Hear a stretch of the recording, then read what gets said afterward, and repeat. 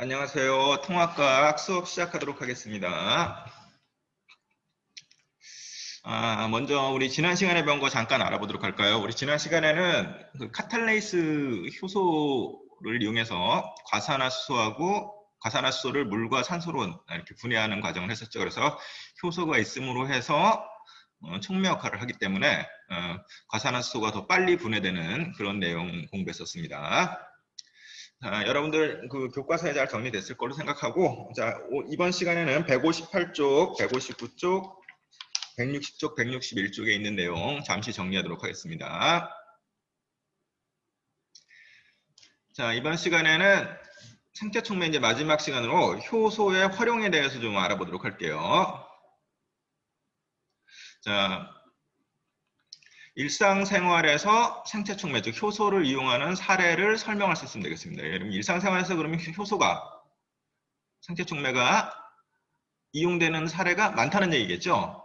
그래서 어떤 것들이 있는지 좀 알아보고 그 내용에 대해서 공부해 보도록 합시다. 자, 일단 우리 교과서 158쪽에 보면은 그 위에 단락에 그 글씨, 그러니까 한 단락에 대해서 효소의 활용에 대해서 잠깐 정리를 했는데 선생님이 한번 정리를 좀 해봤습니다. 여러분들은 158쪽 읽으면서 좀 정리할 수 있도록 하세요. 자, 효소는 생명체 내에서뿐만 아니라 생명체 밖에서도 이용될 수 있음, 이렇게 나와 있는데 이건 무슨 뜻이냐면 우리 이제 지난번 실험에서 했지만 소의 생간 같은 경우에 생간을 잘라갖고, 그렇죠. 그럼 생간을 자르면은 생명체 밖에 있죠. 그런 상태에서도 우리 과산화수소에 넣으면은 그 과산화수소가 더 빨리 분해가 됐죠. 빨리 분해가 됐어요. 그렇다는 얘기는 효소는 생명체 밖에서도 이용될 수 있다는 얘기입니다. 물론 생명체 내에서도 당연히 이용 가능하고요. 자, 그 다음 효소는 우리 생체 내에서 당연히 이제 만들어지는 거니까 그 위험성이 적고 경제적이며 환경 친화적입니다. 여기서 경제적이라는 얘기는 그 적은 에너지를 이용해서도 화학작용을 돕는다는 얘기예요. 당연히 생체 내에 있으니까 위험성이 적고요. 자, 그 다음 생명공학의 발전으로 원하는 효소를 대량으로 합성할 수 있게 되면서 했는데, 이제 생명공학이 이렇게 발전하면서 그 효소를 대량으로 이제 합성할 수 있게 됐습니다. 효소는 원래 어디서 만들어져야 돼요? 그렇죠. 생체 내에서 만들어져야 되는데 이제 효소를 대량으로 합성할 수 있게 됐고, 그러다 보니까 전통적인 화학공법은 우리 공업이죠. 공업에서 화학 반응을 좀 빠르게 일어나게 해서 효소가 아니라 그 촉매를 막 개발을 해서 만들었는데, 그 전통적인 화학 공법이 좀 더 위험성이 적고 경제적이며 환경 친화적인 효소 처리 공법으로 지금 바뀌고 있습니다. 자, 그래서 오늘날에는 일상생활에서부터 산업 현장에 이르기까지 효소가 다양하게 활용됩니다. 그래서 효소는 그 자체가 이제 촉매 역할을 하기 때문에 촉매 역할을 하면서도 생체 내에서 만들어지기 때문에 위험성도 좋고 경제적이고 친환경적이기 때문에 이제 점점점 그 효소를 활용한 그 산업들이 좀 발전하고 있습니다. 자, 그래서 교과서에서는 이제 우리 여러 가지 분야에 이제 그 예를 들어놨는데 그 하나씩 좀 알아보도록 할게요. 자, 먼저 식품 분야 봅시다. 된장, 고추장, 김치 등의 발효식품은 미생물이 가지고 있는 효소의 작용으로 만들어져 있다 했는데, 미생물이 가지고 있는 효소, 그러니까 우리 곰팡이균이 우리 된장 메주띠 넣으면은 곰팡이균 같은 것들이 있죠. 그런 것들이 발효되면서 호흡을 하면서 만들어내는 걸 갖고 한때 그 호흡을 할 때 뭘 씁니까? 미생물들이 효소를 사용을 하죠. 자기들이 만들어내는 효소를. 그래서 된장, 고추장, 김치 등의 발효식품은 미생물들이 사용하는 효소를 이용하는 겁니다. 미생물들이 가지고 있는 효소. 그래서 여러 가지 이제 어떤 미생물이 있느냐에 따라서 맛과 뭐 그 지역마다 특성이 좀 살아나기 시작하죠. 그래서 이런 것들은 지금 많은 사람들이 연구를 하고 있습니다. 두 번째 보면은 생활하수나 공장 폐수 속의 오염물질을 미생물이 가지고 있는 효소를 이용해서 제거한다 했는데, 이 미생물들이 이제 반응하는 게 아까처럼 메주에만 반응이 아니라 미생물 종류가 많으니까 이 생활하수나 공장 폐수 속의 오염물질하고도 이렇게 그 미생물들이 그거를 먹습니다. 그 오염물질 같은 거를.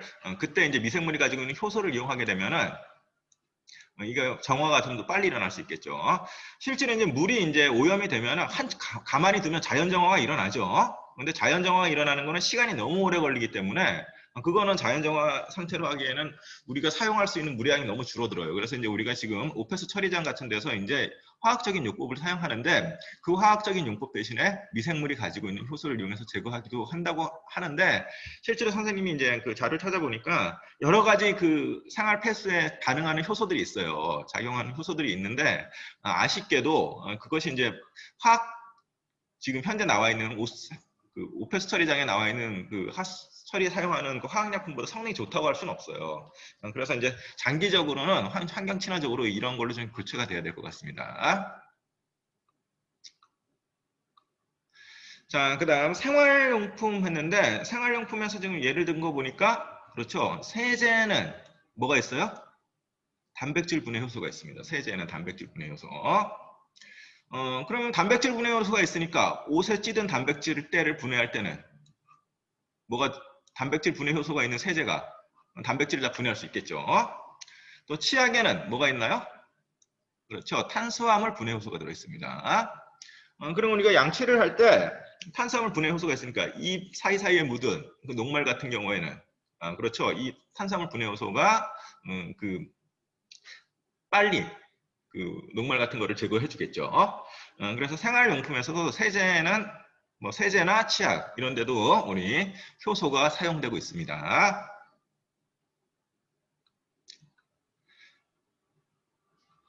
네 번째 봅시다. 네 번째 화학제품. 섬유 및 의류, 가죽 등 화학 제품의 생산 등과 관련된 산업 현장에 효소가 이용되고 있다 했더니 뭐 여기서 미생물들을 이용하는 건 아니고 그 우리가 이제 효소들이 화학 반응을 어떻게 해요? 빨리 일으키게 되죠. 그런데 너무 공업적으로 하다 보면은 그 화학 반응 빨리 일어나면 그렇죠. 자연 환경을 많이 파괴할 수가 있겠죠. 그런데 이런 화학 제품 생산에도 전통적인 우리 그 효소를 추출을 해서 산업 현장에서 효소를 이용할 수 있다는 겁니다. 그렇죠. 그 제가 지금 얘기하고 있는 거 여러분 한번 읽었으면서 이해할 거예요. 섬유 및 의류, 가죽 등 화학 제품 생산을 이거를 효소가 없다고 못하는 건 아닌데 그 예전에 사용되었던 그런 그 화학 제품 반응을 빨리 일어나게 하는 촉매 제품보다 이제 우리 산업 현장에서 드디어 이제 뭐든 등장하기 시작했다. 효소가 이용되고 있다는 겁니다. 실제로 이제 찾아보면은 뭐 어디 그 무슨 방향적 원소에 반응하는 효소 어떤 저기 분자에 반응하는 효소들 종류가 굉장히 많이 있어요. 근데 사실 저 전공이 아니라서 그걸 일일이 다 확인할 수는 없고 이 산업 현장에도 이제 효소가 사용되고 있다. 이 정도는 여러분이 정리해 놓으시기 바랍니다. 자, 의약품도 너무 분야가 많죠. 그래서 소화제, 혈전 용해제 뭐 등 의약품의 성분에는 효소가 들어 있으며 혈당 측정기, 소변 검사지 등의 의료기기를 만들 때에도 효소가 이용되고 있다. 이렇게 얘기하는데 당연히 소화제에는 뭐가 들어 있었겠어요? 그렇죠. 효소 들어가 있어야죠. 그래서 다 소화를 못 시킨 것들을 효소를 이용해서 빨리 소화를 시켜야 되겠죠. 혈전 용해제에서 쌓여 있는 거를 녹일 때도 효소가 있으면 훨씬 더 빠른 반응이 일어나겠죠. 뭐 혈당 측정기, 소변 검사제 등에도 의료기기에도 효소가 많이 이용되고 있다. 그러니까 굉장히 분야가 넓기 때문에 일일이 다 이제 예를 들어 설명하기 좀 어려워요. 사실 저도 이제 이거 가리키려고 쭉 찾아보니까 효소 종류가 너무 많아요. 너무 많아서 일일이 저도 다 설명하기 좀 곤란하고 우리는 이렇게 통합과학이니까 여러 가지 제품들의 저기 효소가 이용되고 있다. 이 정도를 좀 이해하고 있으면 되겠습니다. 자, 여섯 번째 보면 생명공학 분야에 DNA를 잘라내는 효소와 DNA를 붙이는 효소 등은 DNA 제조학 기술을 비롯한 각종 생명공학 실험에 이용되고 있다. 얘기했는데, 요거 지금 우리 이제 다음 시간에 이제 배우겠지만 이 DNA에 대해서 좀 공부를 할 거고 이 DNA를 잘라내는 효소도 있고 이 잘라낸 곳에 DNA를 또 붙이는 효소도 있어요. 그러면은 요것들을 이런 효소들을 이용하면은 특정 그 DNA의 일부분을 잘라낸 다음에 다른 걸로 대체해서 붙일 수가 있겠죠. 그런 걸 우리가 뭐라 그래요? 제조학 기술이죠, 유전자. 그래서 유전자 제조학 기술에 제조학 기술에 그 우리 효소가 많이 이용되고 있고 이러한 생명공학 기술로 인슐린 등이 생산되고 있습니다. 그러니까 생명공학 기술에도 효소가 지금 사용되고 있다. 그러니까 화학 반응이 일어날 수 있는 뭐 인체 반응이든 아니면 공업용이든 화학 반응이 일어나는 곳에 촉매는 필수적인데 그 중에서 이제 그 생체 촉매인 효소들이 분야가 점점 넓어지고 있다는 겁니다. 자, 여기 그 생명공학 분야에 이용되는 예를 그림을 그려놨고요. 자, 그래서 이렇게 많은 분야에 응용되니까 이걸 한번 조사해보자 하는 게 160쪽에 있는 탐구 활동입니다. 자, 160쪽에 있는 탐구 활동 보면은 물질 대사에서 효소의 역할을 이해하고 산업 현장과 일상생활에서 효소가 활용되는 사례를 조사하여 효소 신문을 작성할 수 있다 했는데 이걸 이제 여러분들이 이제 이 과정을 거쳐서 신문을 한번 만들어 보자 하는 게 이제 160, 161쪽에 있는 내용입니다.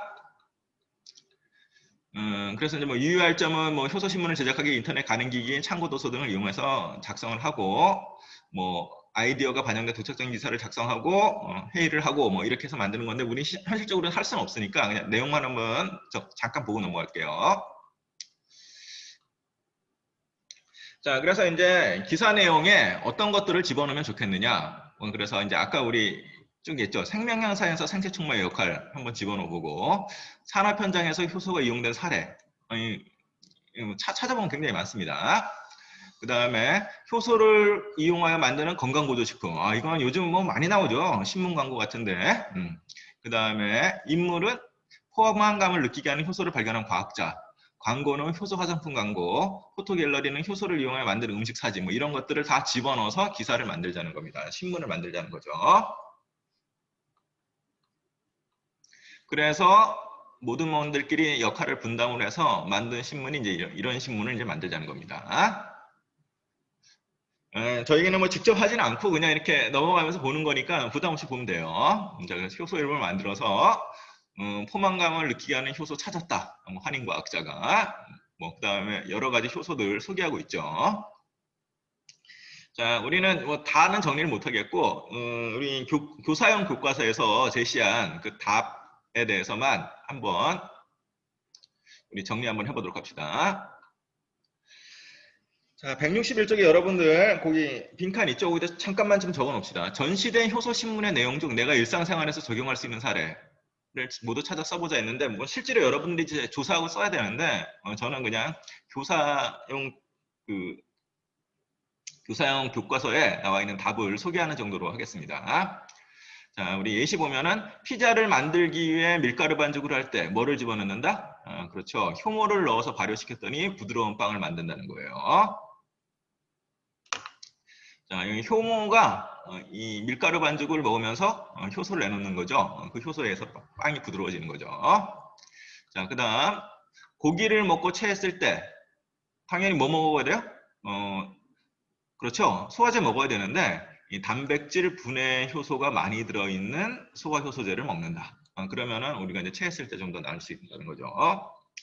그 다음에 효소 성분이 들어있는 화장수로 얼굴을 닦아 각질을 제거한다. 그러니까 각질 제거에 도움이 되는 효소를 찾아갖고 그걸 화장품에 섞어서 그 얼굴을 닦아서 각질을 제거한다. 그러니까 이런 것도 요즘 뭐 많이 나오고 있습니다. 효소 관련 그 화장품들.